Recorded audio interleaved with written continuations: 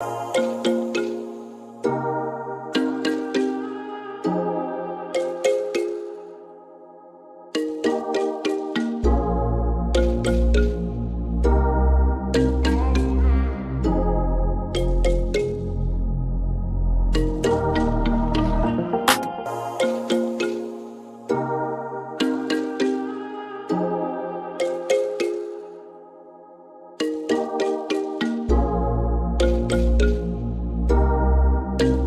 to the Culturally Distinct Podcast. It's your boy DJ KO. I'm glad you guys tuned back into the show.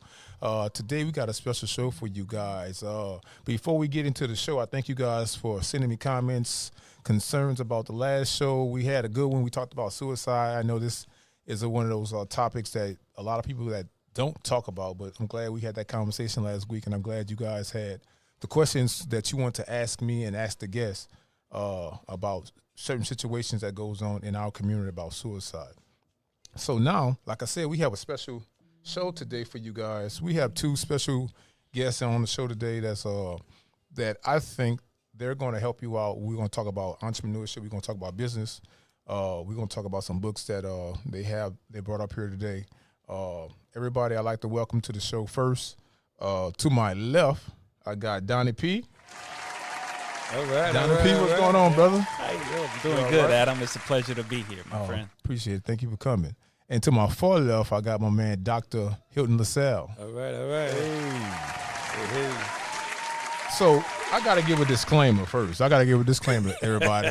So y'all know when y'all see the show, I'm up here, I'm dressed down like I'm, going, to the little, sock hop or whatever. These brothers dressed up. They got their Sunday's best on. They've been watching Kurt Franklin. You know what I'm saying? They got their bow ties on. Jeez Louise. But look, next week I'm going to come back clean. So anyway, bro, how you guys doing, man? Very lovely, Adam. It's a pleasure being here, my friend. It's good, man. So look, let's get it started. I want to know, first of all, where are you guys from? You guys are clean. You guys look like you're from Boston, Massachusetts, somewhere, you know what I'm saying? You know what I'm saying? Like y'all going to do a baptism somewhere. But yeah, where are you guys? First of all, let's start off with ask where you guys are from. Well, I'm from Jeanerette, Louisiana. Okay. South of Lafayette. Okay. Bayou country. Shout out to Jeanerette. Shout out to the country, man. Bayou land. Yeah. Hey. Yeah. Okay. Jeanerette? Yes. That's it? That's it. Jeanerette. How long you been in Texas?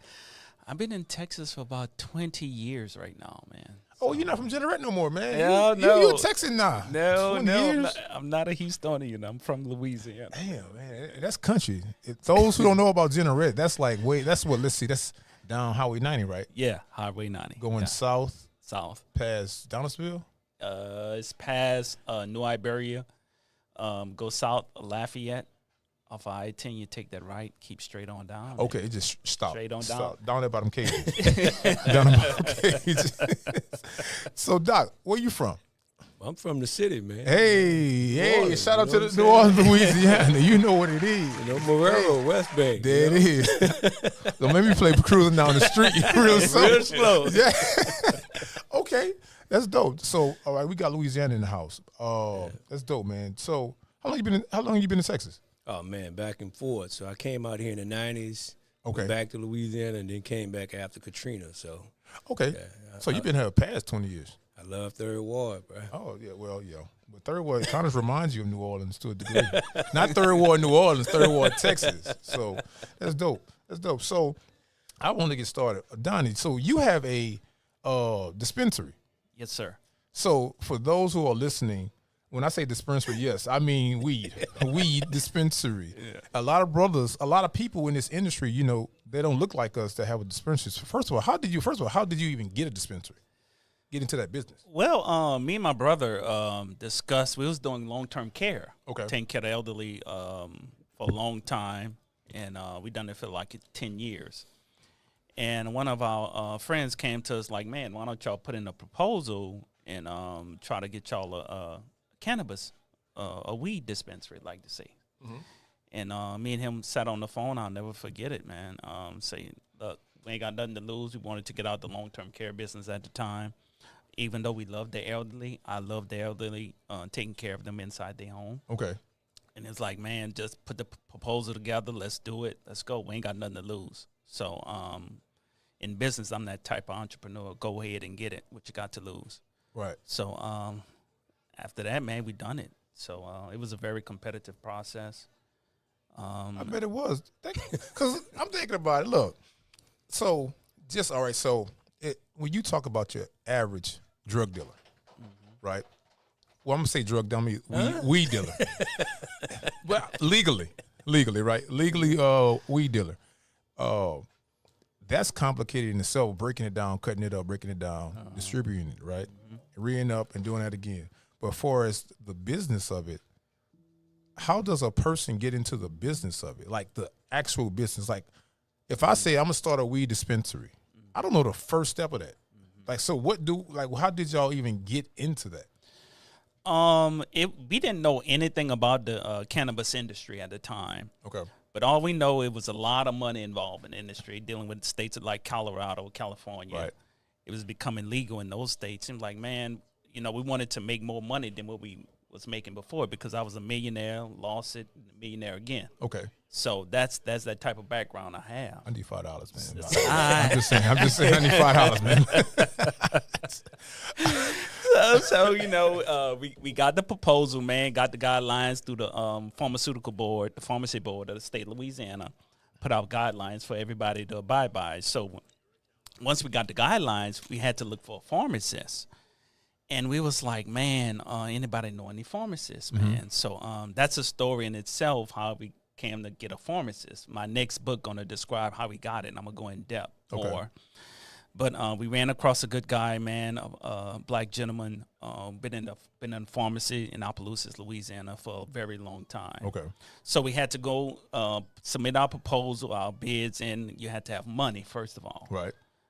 Because this game, you can't get in free in this Some game. serious money. Yeah, serious money. Yeah. So our competitive, because Louisiana divided up into 9 regions. Okay. So you got to have money, and a lot of people in the game at the time had way more money than us, but they didn't have the pizzazz and things I bring to the table. I got you. So your mouthpiece. I got you. Yeah. I got you. Yeah. In other words, mouthpiece. Everybody's watching. I got you. So, and that's basically how we done it, man. It was a process, a long process, man. Okay. So it was very good, very educational, and we had a lot of help along the way. Okay. So now, as far as with dispensary, because you got to educate me on this. Now, dispensary does what? We buy in state of Louisiana. That's all I can speak for, because every state is totally, they have their own program. Okay. We buy cannabis from a liberal healthcare run by Southern University, my college. I graduated. Shout out to Southern University. Yeah, he can't just pass over that. You know what I'm saying? Shout out to Southern. Yeah. And LSU is run by Good Day Farms. Okay. So that's who we buy our cannabis from. That was written into law. And that's how we go about getting different forms of tinctures, gummies. And on January 1, we was able to sell the flower, the actual bud to smoke. That's been very instrumental into the industry, man. We helping out so many people. And that's, with my healthcare background, that's what I like doing, helping people. And it's not all about the money, because I've been there, I've done that before. I was a millionaire early, lost it, millionaire again. And now I'm down the path of helping people, because that's what it's all about. Right. So, It was a long process, man. So right now we on our feet and walking right now. Every dispensary in the state of Louisiana is walking right now. Oh, that's dope. And so that's saying Louisiana did pass the bill to dispense marijuana. Yes. Legal marijuana. Yes. That's dope. Man, we helping out so many people, Adam. Okay. We help people with schizophrenia. We help people with chronic pain. We help people with different type of personality disorders. Okay. It's a lot of medical conditions that people have improved their lives with, and that's what makes me happy, because when we came to in the Homer region of which we at, right, we had to educate the doctors, and then we had to educate the public, and once they start seeing what cannabis does to the body, and it started to improve their lives. Okay. Drastically, man. So it's basically used for medicinal because purposes. I know Louisiana, let's see, the Bible Belt. You got Louisiana, you got Mississippi, you got Alabama, Virginia, Kentucky, and maybe Georgia. That's the Bible Belt. Yes. So, that's mostly religious. Yes. And a person would rather die before they got medical treatment with marijuana because of it's weed. And, according to their religious beliefs.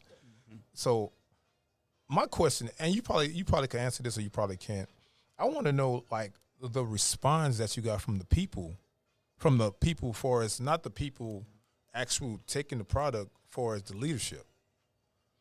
Man, it was very the response we got starting out was very skeptical. Okay. And but they had one doctor that helped us out of all the doctors in our region. It was Dr. Carl Haydell Sr. And I can say his name right now because I'm very proud to say his name. Okay. And he came out and helped us, came to the grand opening because he was instrumental, groundbreaking to help us along the way. Mm-hmm. And it helps out so many people in our region. It's very groundbreaking, but a lot of people were skeptical. And once they start seeing what cannabis does to the body, they change their life like overnight, man. Plus the ones with arthritis pain. Yes. All type of back issues going on. Patients that have cancer. Right. It's turning to us, man, because they don't want to. The drive right now is to move toward those drugs, those pills, and to move toward holistic health. Right. That's where everybody is going with this. So cannabis, as you know, was legal back in the 20s. Oh, was it? Yes, it was been legal. Yeah, I know your history, man. I didn't know that. I didn't know that. And they under Nixon term, then they start figuring out, let's make this illegal. Right. And now it's back. Form of every state is totally different, so it's moving toward legality right now. Well, I figured that it's like cigarettes. You know, cigarettes was in the prohibition. It was illegal, I believe, and liquor until they was able to tax it. Yeah. And it's the same thing with marijuana. They try to regulate it to where they can tax it. Yes. So where the state gets benefits. And I think that's good because that's a multi-trillion-dollar business. Oh, man. You know what I'm saying? So, and that would help states like Louisiana, Mississippi, and Georgia and Alabama out because, you know, as you guys know this, and about all three of us being from Louisiana, they're last in everything. Everything, man. Education. Everything. Last in job security, last in everything. Progression. That's why I'm surprised to say Louisiana was the first state, one of the states to be to pass the bill. Yeah, man. So it's a lot of money involved in the industry, and I tell people other podcasts I've done, Louisiana gonna our cannabis association, the industry gonna outpass oil and gas. Once recreation is passed, you think so? It's over. Oh, I need to quit my job and start getting in there right now. I need to get some oil and gas, baby. We gonna go in the weed. So look, is it hard to get into the weed business? Very hard in the state of Louisiana. Okay. Very hard. Okay. I'm not gonna sit down here and tell you it's easy. It's very hard. Got you. So Doc, let me come to you, Doc. I see you over there looking clean, man. You have a book that you got with you that we want to talk about. Never Go Broke. Exactly. Could you elaborate on that? Yeah, so we kind of went into the dispensary area, and basically it's about making a lot of money. And so Donnie P also wrote a book that talks about how to start a business without using your own money. Yeah. So as I was reading the book, just very fascinated by it. And so from the psychology perspective, he talked a lot about having the right mindset, understanding your personality, your strengths and weaknesses. So there was a lot of psychology in there that I fell in love with about the book. Okay. So I just thought about, he talked about being a millionaire. And so Master P just recently released a book this week called Never Go Broke. Okay. Right? And so he partnered with a financial advisor called Ed Bukowski. And basically it's a guide for athletes, entrepreneurs, and business people who are making a bunch of money, entertainers, entrepreneurs, and business people who are making a bunch of money, and athletes, and how to never go broke. And so Master P brought in his philosophical views on it.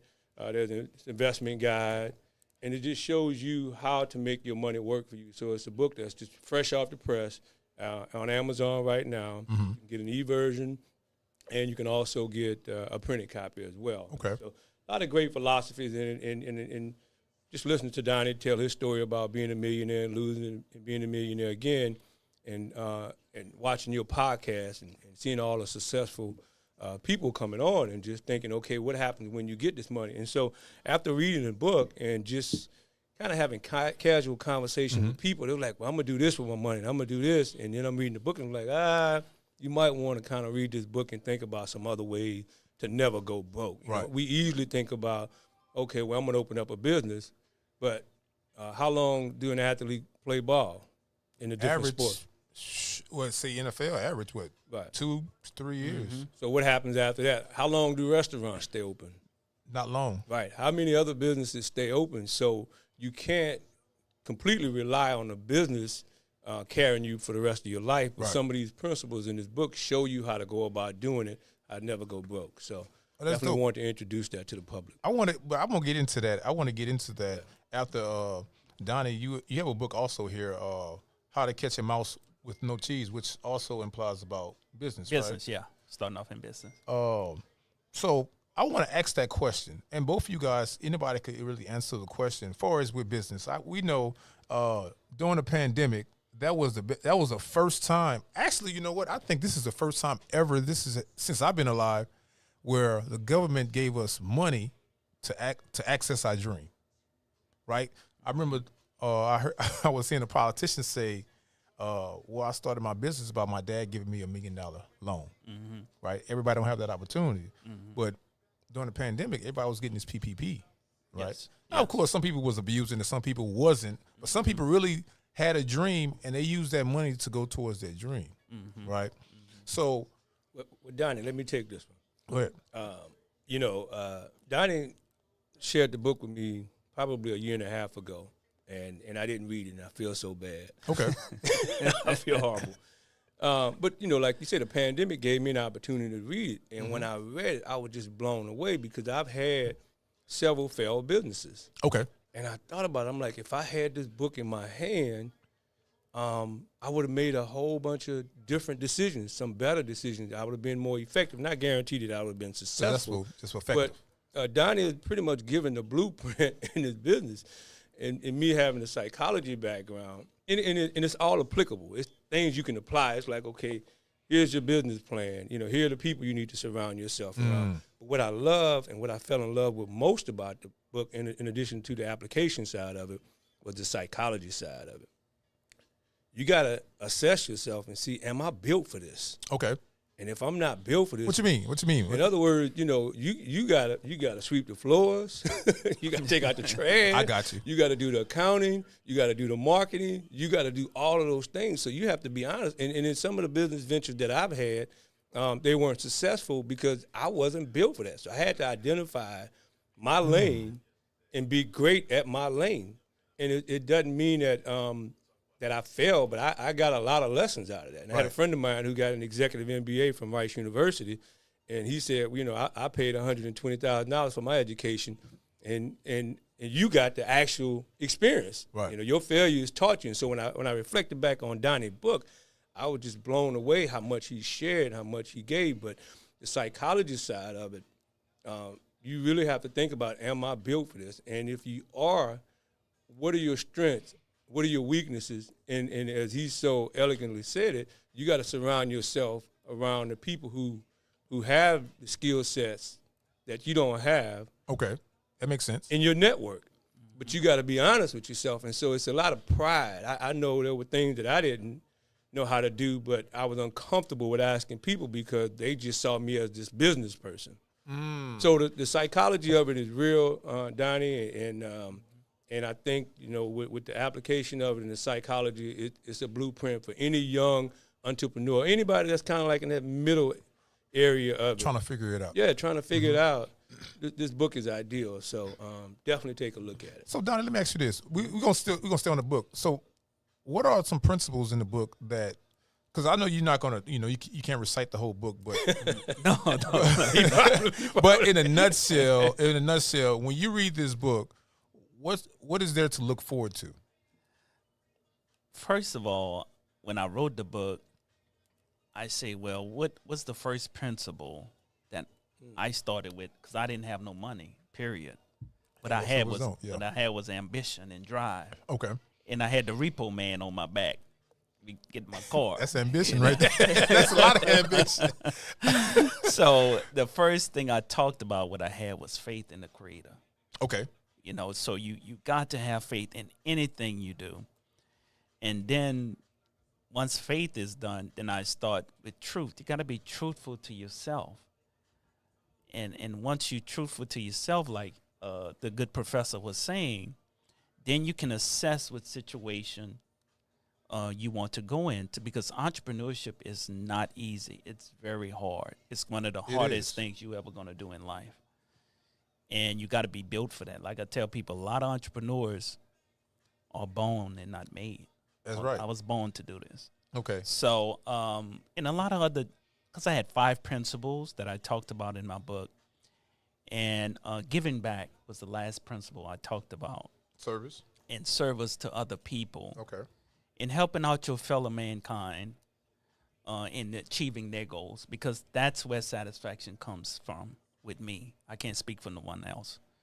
So that's the principles of my book that I talk about. And my book have sold in 6 different countries worldwide. I've done multiple podcast interviews, but this is the best podcast I ever done. Go. That's what I'm talking about. Hey, there it is. Y'all heard it. Hey, the best podcast I ever done. You know, so I've done different types of avenues and marketing avenues that I've been through, because I've done it before for my business. Okay. So that's what the book talk about, man. So it's very instrumental with young entrepreneurs coming up in the game. So I want to break those principles down, because I know those terms. You know, we hear those terms. You know, you said faith, truth, service, helping people out, right? But that sounds good on the surface layer. But a 30-year-old person that was working a corporate America job, right? They're making the money, you know, but now they're tired of corporate America. So they have a little funding. They have a little money behind them. They never had to be true to themselves. They was true to the business that they was working, but to themselves, a person, what is truth to yourself? Truth to yourself, know your strength and know your weaknesses. Okay. I don't advise nobody to do what I've done. Okay. Please don't do that. You got your own formula. Yeah, that's a crazy man. I was crazy. You know, so like I say, you never jump out of the sky without a parachute. But I done it, man, because I have faith. But a person that's been working for a Fortune 500 company, or been in corporate America, and I have had discussions with them. Okay. And some of my other friends who own their side gig, what I told them when I started out in the game, look, man, keep taking that money, but in the meantime, get your side hustle, because they can fire you at any time. That's right.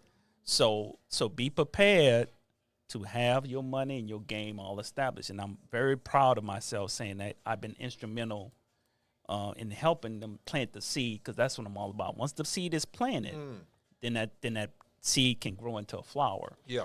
So basically, that's what I've done. And teaching other people how to do it, coming from corporate America. But they got to be truthful to themselves, because entrepreneurship, you don't have no money coming in unless you make at it all. happen. Zero. So that's how it works, bro. Zero. Being an entrepreneur is, I think a lot of people learn, like Doc was saying, from the psychology side, a lot of people learn that this is not easy. They see these businesses that's been developed and been making a little money. They think it's an overnight success. And they probably been doing this stuff 7, 8, 9, 10 years. That's right. And now they're just getting the success. I remember I was looking at something, man. I was looking at a podcast, man. A brother, he started this thing, man, back in 2009, I believe. And now he's just getting, notoriety and stuff like that. But he was like, man, I started up my basement. Nobody with no equipment, and just had little rinky-dink equipment, this here and there. And now he get notoriety, and everybody's saying, look at him. How did he get there? Yeah. There's a book called From Good to Great. Okay. By Jim Collins. You need to read that. Every business person, there's a nonprofit version of it, and there's a business version of it. And it's that perception of overnight success doesn't exist, And so to kind of link these two together, when I think about Donnie books, and this is what I am qualified to speak about. Okay, talk about it. When you got to look at genetics. And so shake the family tree. And if, your great-grandfather, ran a business, sometimes it's just wired in you. So when Donnie say he's built for it, see if it's in the family tree. The other side of it, if it's not, then what if you surround yourself around? You know what I'm saying? And so it's not just, my grandfather had a liquor store, or whatever the case may be, and I hung around there. But those are the type of things that you see, that you observe, and you witnessed, okay, well, this is what it's going to take to be successful. You know what I'm saying? Right. And so when you start talking about nature and nurture, nature being the genetics, right, nurture being the environment that you're around, those things are instrumental. Now, to your point about corporate America, and I can appreciate this because I do have a doctorate degree. People have this perception about education is the is the foundation. Learning, continuing to teach yourself in professional development, training, continuing to educate yourself is definitely the key. Not advanced degrees in so many cases. Now, depending on your route, if your route requires you to have an advanced degree, such as my profession, then that's what you want to do. Right. I think there's a misconception about just because you have an advanced degree, that means that you can do everything. I can't do what he does. Okay. But the skill sets that I've developed, and understanding how to put together a strategic plan, understanding how to do assessments, understanding how to do evaluation, understanding professional development training, and you can take those same skill sets and transfer them into the workforce. But know that when you're an entrepreneur, you're doing all of those things. Right. Because you don't have the resources. And one other thing, because I'm forgetful, but Master P talked about it throughout his book, a lot of the same principles that Donnie talked about. Believing in God, getting back up, I was going knowing your strength, and last but not least, this is one of the slogans that Master P's been preaching now lately. The more we make, the more we give. That's heavy. The more we make, the more we give. Yeah. And he's pushing this idea now, his new trap. He said, y'all can have the streets, y'all can have the music business. My new trap is the grocery store and products and owning your own product. But he emphasized, whether it's tennis shoes, whether his noodles, whether it's his cereal, the more we make, the more we give. Think about that for a man in his position. Right. At this point in time in his life. So that's heavy though. That's heavy. And I want to unpack that, because we that grew up in a religious household, of course, you go to church and the pastor say, put your money in the offering plate, give and it shall be given, right? Press down, shaking together, running over, right? That's what the word says. Oh yeah. Right? But they never broke it down to layman's terms. Because we put money into the collection plate or whatever, or the building fund. We don't never see that money. We don't know that money goes. We don't know if the Deacon Nelson over there. He got a Cadillac. You know what I'm saying? The 2023 Cadillac. You know what I'm saying? He got the ostrich leather in that thing. So we don't know where the money going at. But let me interrupt. I think it's a universal principle. Yeah. It's a universal principle that your heart is in the right place in being blessed and giving back. But you got to do it in a genuine way, man. Right. And I think I wish more young people would evolve to that a lot sooner than later. okay. You know what I mean? And so if you have that foundation and you got that principle, grounded principle in you, then you're going to live your truth. Right. But sometimes, I think about it. You couldn't have given me $10 million 30 years ago. Right. But the thing is, like you said, I would have been broke. but no, like But you give me $30 million now, right? You understand? I probably give 20 of it away. Right. Oh, really? Yeah. Oh, wow. You generous. Yeah. But what you're saying makes sense, because a lot of us we never was taught that. Mm-hmm. We was never taught to give. Yeah. Only way we was taught to give was in the church. We was never taught to help. Like, for instance, good example. Back in the country, we had, everybody was entrepreneurs. Yeah. The grandads or the elderly men, they used to go in the field and pick out from their crops and give to the elderly that couldn't go to the store. Yes. So that was their service. And that's why they was blessed with their harvest, going back to their seed, you know what I'm saying, that seed in the harvest. But that's how they was raised. Not educational. They didn't know how to explain that to their kids, but that's how they showed it. Yes. So, but kids nowadays, because I think our generation, we seen it, but we didn't know what it was. Let me jump in real quick. You know what I'm saying? This is what I am qualified to speak about. Okay, talk about it. There's a word called emotional intelligence, right? Okay. And so people really don't fully understand the concept about it. But unfortunately, the last couple of generations have been traumatized Okay. in the house by family members. By friends. I got you. And so what emotional intelligence teaches us is that you get into that mindset, well, because my parents disappointed me, because my friends disappointed me, because my family disappointed me, I got to focus on myself now. So I can put my efforts into my career and make six figures and buy Gucci purses and travel the world. And, it's the emotional intelligence and realizing that it's a universal principle that you got to give back. You got to think about other people. You got to make sure that there's a situation where, you can share, you take up on an opportunity opposed to say, well, I'm not sharing because, nobody shared with me. Right. Like a selfish mentality type deal. Right. Yeah. So I don't even really want to get into our people. I just think that our culture, American culture, has kind of driven us into a more capitalist society. Absolutely. And we self-medicate ourselves with, Salon made a song, I can shop, I can shoot a gun in the air, I can do all of these things, but, it's still, I have to deal with that, and so I think our capitalistic society has driven us to focus on us, bro. And those are the challenges that we face, but it's a universal principle, man. You give out, it comes back in return. Absolutely.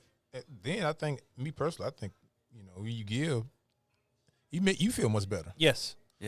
You feel way much better when you give to somebody that's less fortunate than you. And I ain't talking about somebody homeless. I'm just saying, you see a brother, he grinding, and he just can't get a break. Yeah. You give him a little money. Nobody needs to know. Right. And that helped him out, advance him to his next location in his life, and that makes you feel better. Yes. So, Donnie, let me ask you this. Your religious views, where did that come from? Was that something that you learned over time, or was that instilled? First of all, I was a good Catholic boy. Oh, you was Catholic? Yeah, I was a good Catholic. Oh, okay. Everybody from South Louisiana Catholic. Good Catholic boy. Okay. And I established my views. I had a transformation when I was 34 years old. Transformation. Okay. I don't want to go too deep with it right now. I got you. It was a transformation. In my next book, I'm gonna go in more detail, but it was a very life-changing thing that happened to me. Okay. So that's what made my views change. Now, it didn't happen overnight. Okay. But that's what made me the type of person I am right now. I started to understand. Now I know because I see a lot of dead people. Okay. Not dead, Not dead, but mentally, yeah. spiritually. They're here, but they're not here. They're not here. Yeah, I got you. Just this existing, soaking up air. That's all they're doing. And because I was once like that. Okay. Blind, deaf, and dumb, and ignorant. So once I had my experience, and then I decided to live. Okay. It's a difference. Right. So and that's how I formed my religious views right now. I don't subscribe to no type of denomination because all that stuff is man-made. So because I was staunch Catholic until they started. Then I started doing my research, and what it was doing to those little boys was tragic. Right. I was an altar boy too. Okay. But nothing happened to me. And that was wrong. Wrong is wrong. Right is right. Right. So and that's where I evolve right now as a man. Right now. So because and I know I want to go there, not to the extent of your experience, because I wanted to go to the universe. Okay. I want to talk about like you said, universal principle earlier, but to what you're saying, you guys are saying the same thing, but you're just using different terms. Yes. For as the universe, do you guys think that the universe chooses us to do certain things, or whatever we put out, it comes back? Yeah, I the unfortunate part about it, I still go back to nature and nurture. Okay. Right? So how you were built, things that you were exposed to in the Catholic environment, but your perception is profound. We can have the same experience, and he can say, "Oh, I'm just so helpless," and then the other person can use that as an opportunity to grow. And so when you start talking about universal principles and how do we get to this point, we got to start using more optimistic, positive psychology, critical thinking principles, Okay. Just really looking at the outcome and being a success regardless. Hell, we know life is hard. Absolutely. That's not going to change. Absolutely. So why not have a positive perception about it? But, can we get into the conspiracy theory about society wanting to control a group of people by putting out certain music and media and content and Real Lives, Real Housewives or whatever, and the content that many of us gravitate toward because it feels good. And now we're living that, and we think that that's what it looks like. Mm-hmm. We can get into that whole conspiracy thing, but the idea is when you see these things, what are your perception about it? Are you going to take it in as, okay, I'm going to use this as a positive opportunity, or I'm going to use it as a negative opportunity? Again, and these were cliches that, your grandmother told you, show me the people you hang around, and 5 numbers in your phone, and I can tell you your income and all that other kind of stuff. And I never liked that kind of stuff because I was always for people trying and growing and underdog. But unfortunately, those are one of those universal principles. That's what's true, though, what they were saying, though. I find myself repeating and speaking like the people that I spend most of my time with. Right. I don't intentionally say I'm going to repeat what Donnie said, but if I'm spending weekly, 8 to 10 hours a week with Donnie, the human nature, the universal nature, you find yourself repeating it. So to go back to what you said, be careful about the people you surround yourself around. Right. Have a positive outlook. Life is challenging. Read. Reading is important. Yes. So, what do you have in your proximity? What are you putting in the proximity for you to find yourself to be exposed to? And I don't want to go down there, but to answer your question, I know what you're saying. That's just where it is. Unfortunately, and I don't want to get into what Johnny is saying about the whole religious thing and man-made thing, but Donnie said it. What's right is right. And what's wrong is wrong. What's wrong is wrong. You can't ever go wrong with that. Because this is an important conversation because I know a lot of people have these conversations, but by having ego, a lot of people won't hear certain things, right? Or by upbringing a certain way, they're stubborn and they just shut down. But when it comes to business, your customer is the person you need to listen to the most. Yes. So if you have ego within self or the principles that you alluded to earlier, if you don't practice those principles, you're never going to have a prosperous business. You know what I'm saying? Yes. So we talk about that in his book, too. So my thing is, I want to try to get the people educated about themselves. Like you said earlier, truth. Yes. In self. If you don't have truth within yourself, you're never going to be successful in anything. No, not even successful one bit. First of all, I like to say about the universe, my answer is few are called, only one are chosen. That's right. I do believe that now. Many are called. Yeah, few many are are called. chosen. I'm sorry. I Yeah. done it. So that's how I look at it. But to answer your question, I was a millionaire at 21. Okay. Right? So I was that person, and Doc knew me back then. Okay. I was nothing nice. He's a wild boy. Yeah. I was like a monkey with a stick of dynamite. Oh, Suck it right around it. So I had an ego, like you said. I had ego. Nobody could tell me nothing. I would say, well, what business have you produced? Are you a millionaire? Are you self-made? Right. So you couldn't tell me nothing, but I was ignorant at the time. Right? So my parents was educators. So they wouldn't tell me nothing, so they would just shake their head. But inside, they wanted to say something. But I had to go through that. Right. And experience that, man. So it's all about ego. And right now, you go through life, different changes, and you got to put your ego aside. Right. Because your customer comes first. Absolutely. Absolutely. So with our dispensary right now, our customers come first. We 5 stars. Our comments we get on Facebook, social media is excellent. Okay. So because I know what to do, me and my brother. So customers come first, and you can have an ego and cater to whoever your population are, and that's how you be successful in business. So what products do you guys sell?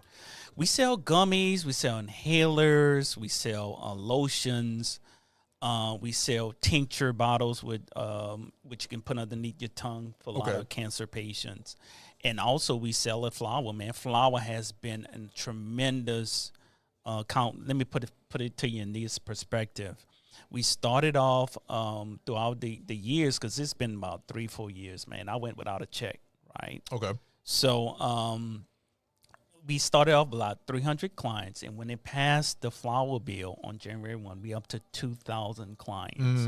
And that's what flower to bud brings to the industry. Actual bud to smoke, and that's what people, that's how you make the money in cannabis, right? Okay. So you don't make the money off lotions and stuff like that. You make the money out actually selling grams and ounces. Absolutely. And that's how you make the money in cannabis. So that's how we can say we was crawling. Now we walking, and now with the adverts of recreation's gonna come to Louisiana, it's gonna be running. And hopefully I can come back. You invite me on, man, to do this great show. You know what? You know? I was thinking about that. I was thinking about we're gonna taste some of the products and see. Look, we're gonna do some gummies on the show. Look, my wife, look, she said she want to do some gummies and she want to do the everything. So yeah, that's dope. That's dope. Yeah. So look, let me ask you guys this. Because I want to know where we can find these books. I want to know where dispensaries are.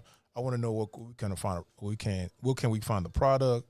And if somebody just want to discuss business with you guys, what can we find y'all? You can find my book on Amazon.com. It's on Walmart.com.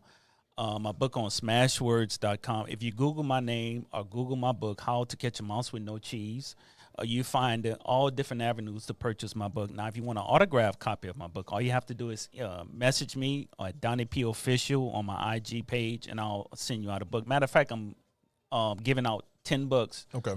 I just ordered some. And me and Hilton discussed, like, man, before we came here, how we can help young entrepreneurs in the game. And I'm going to let him speak on that when it's his turn. Yeah. But that's how you can buy the book from those different avenues. You can always go to my website, DonniePBooks.net, on getting my book. So I want people to read my book, especially entrepreneurs. And I don't want them to make the same mistakes I made in the game, coming up in the game. So that's the different avenues they can purchase my book at. Dope. Doc? And so to echo what Donnie was saying, after I read it, I'm like, this is a must-have. So my company, LaSalle Consulting, is going to purchase 10 books. Okay. And so we'll talk about how to facilitate that. And I'll donate 10 books to the first 10 or 20 people who ever contact us, and we'll get that out. I'll purchase that. And then what we want to do is follow up with a series of free seminars. And this is definitely not a solicitation to get people to purchase more books. Mm-hmm. These would be hour and a half long seminars where we'll just talk about the different principles in the book. And then if you choose to buy a book, fine. If not, so forth. But we definitely want to at least put out maybe 3 to 5 different seminars with free. Location, date, and time is coming soon, and we'll push it through your site and then make sure that they come out. The books will be there, but we're definitely it's just about helping people, genuinely about helping people. And then after that, and it's just the value of Donnie time and whatever, if I need to be involved in this or that. Someone wants to meet with Donnie one-on-one, then we can discuss the consultant fee or process, and it's just because time is valuable. Right, absolutely. And we definitely want to see folks get successful, and it's not about making money, but the fact that it's going to consume some time. But definitely, because all of you entrepreneurs out there will be successful. You're all going to make some millions of dollars like Donnie. But go to Amazon right now. Never Go Broke, featuring Master P. I think I'm still in? No, you good. Featuring Master P, Ed Bukowski, Never Go Broke.